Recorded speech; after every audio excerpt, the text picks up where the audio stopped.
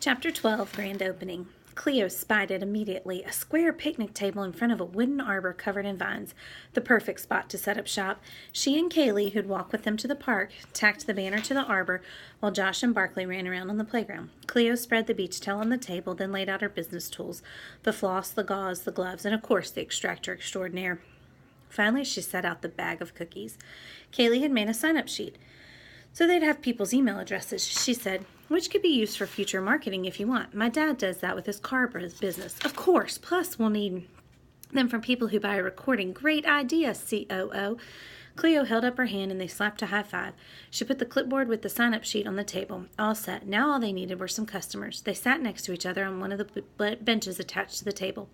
Cleo admired Kaylee's camera with all its fancy features. My parents would never buy me something like this. They don't think I could take care of my stuff. Plus, they couldn't afford it. Kaylee scoffed. My dad just likes to spend money. My parents fought about it all the time. Cleo glanced at the time on Mom's phone. 10:06. What if no one showed? And after she had talked so confidently around school, Lexi Lewis would love that. To get her mind on something other than her arch enemy, she showed her arch friend how to tie a piece of floss to a missile and create a slip knot at the end. They each did 3. Now they were really ready. Cleo's quick and painless tooth removal service was open for business. Her stomach felt queasy again. Maybe she was just hungry. Want a breakfast cookie? Kaylee said okay, and Cleo handed her a dense, lumpy mound. Kaylee nibbled on her cookie. Cleo took a bite. Not splendarvelous, she thought, but not horrible either. She ate the whole thing in a few bites. Kaylee set hers down on the towel just as Jimmy Ryerson jogged over waving some dollar bills. Cleo jumped up and went around to the front of the table. That YouTube video was so cool, he said, putting his money on the table. Cleo was glad Mom and Dad weren't there. She didn't know that would she say if someone mentioned the video once Dad came. Hi, Jimmy, we're ready for you. She picked up the Nerf gun, but a sudden inspiration caused her to put it back down. Actually, would you mind if we waited just a few minutes? Why? For PR purposes. PR? Jimmy asked. Public relations. Jimmy nodded as if he understood, but Cleo was pretty sure he didn't. We want to establish our reputation as a first-rate professional tooth-pulling service. He still looked clueless. I want there to be a crowd. Jimmy grinned. The more people, the better, as long as I get to go first. Absolutely, she gave him back his money for the moment. It wasn't good business to take payment before services had been performed. They went to the playground and played a game of Lava Monster with a few other kids who were there. Jimmy ran around the jungle gym, which looked like a small castle, roaring and swiping at the kids, trying to nab them without coming all the way onto the structure. It was like tag, with the added excitement of a monster climbing the walls and a moat full of molten lava keeping the players from being able to escape the playground. If you got tagged, you entered the lava pit and became a lava monster too. The game continued until all had been caught. At one point, Jimmy tripped over Barkley, who had been too slow to get out of his way. Jimmy writhed on the ground while Barkley's slobbery tongue lapped his face. Get this dog after me, he yelled. He's licking me to death.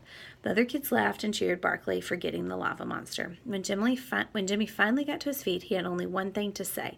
That dog's breath is deadly.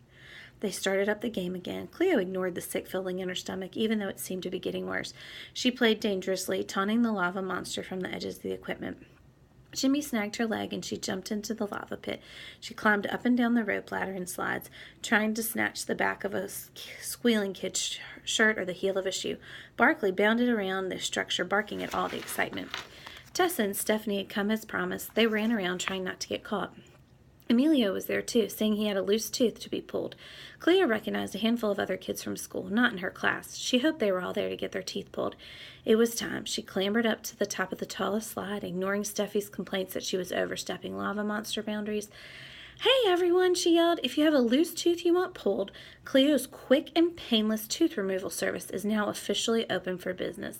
She slid down the slide to the rubbery black turf, and we're giving away free cookies. That got everyone's attention. Some kids even whooped with excitement.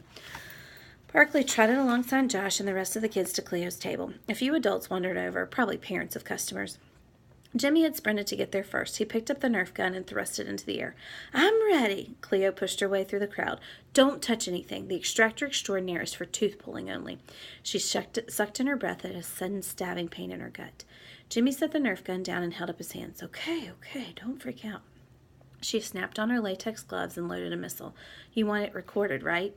He nodded. I'm going to put it on YouTube, just like little man over there. He pointed to Josh, who beamed and waved at the crowd. Oh, and everyone who has a tooth pulled gets a picture with Josh, the boy in the video, Cleo announced. No extra charge. Cleo nodded to Kaylee, who got her camera in position. She pulled Jimmy a little ways away from the crowd, but not too far. She wanted everyone to be able to see her tooth-pulling method live and in person. Which one is it? Jimmy pointed to his lower left canine. She slipped the floss around his tooth, tightened it, and held the extractor in firing position. Everyone, count down with me, she shouted, getting caught up in the excitement of having her first official customer. In 5, 4, 3, Jimmy tensed next to her. 2, 1, pop! Jimmy flinched. The tooth flew behind the missile like a streaking comet's tail. Some kids cheered. A couple of the adults clapped. It had worked. Cleo tried to hand Jimmy a wad of gauze, but he was too busy finding and untying his tooth. He came back holding it above his head. Woohoo! It didn't even hurt. Cleo couldn't have asked for a better testimonial. She glanced at Kaylee to make sure she was getting all this. She was. This was actually going to work. Jimmy finally calmed down enough to stick the gauze in his new hole, pay Cleo her $3, and posed for a picture with Josh. When they were done, Cleo handed him a cookie. Others held out their hands, so she went ahead and gave them cookies as well. Disgusting, Jimmy hollered. What's in these things? Uh-oh, the cookies might be a tougher sell than she thought. Their stock had just dropped precipitously. Nice, she said, licorice flavor. They tasted okay, but remembering their taste and texture gave her a sudden urge to throw up. Nice. His face scrunched into disgust. You mean anus? These cookies taste like butt. He hucked the solid mound over the arbor. Another boy did the same. 2 or 3 girls dropped theirs on the ground. Barkley, hungry, gobbled them up. Thanks for yanking my tooth, though. Jimmy ran off, passing Dad, who walked toward them on the asphalt trail. Cleo started to call for the next customer, but the words caught in her mouth. She doubled over and lost her cookies all over the pavement. The crowd scattered. Ew, gross, she ralphed. Let me out of here. Only Kaylee, Tessa, and Steffi stayed. Even Josh ran off. Barkley sniffed at the vomit. Barkley, no, Dad commanded. He said something to a couple of parents who'd come over to help, something about being her dad. Cleo straightened, feeling dizzy and lightheaded. Dad and Kaylee held her steady. You're early, Cleo whispered. Looks like I got here just in time. I was able to break away before the game ended.